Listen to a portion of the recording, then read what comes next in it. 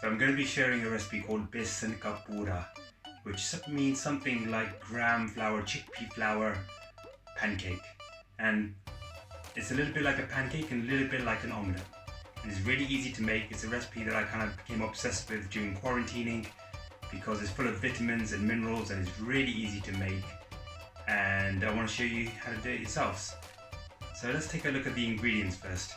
Okay, so we have some gram flour, which is rich in protein and vitamins, and it's gluten-free as well, which is fantastic. Okay, so we have Gharam masala, which will contribute the wonderful earthy and exotic flavors, and no less importantly, it will work the alchemy required to digest and absorb the food.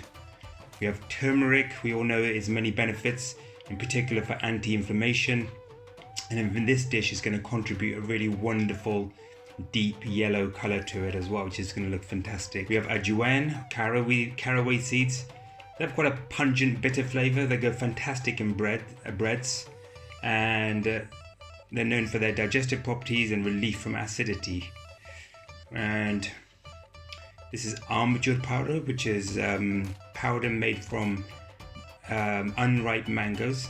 It adds a sweet, citricy flavor and is also good for digestion and detoxification. And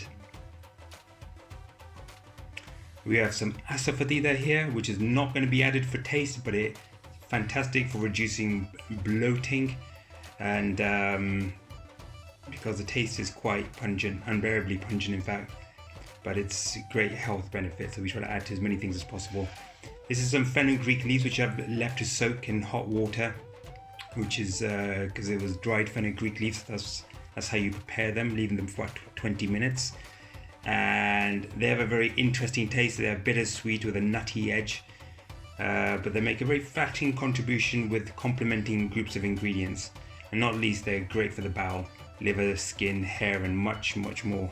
I love to use it whenever possible.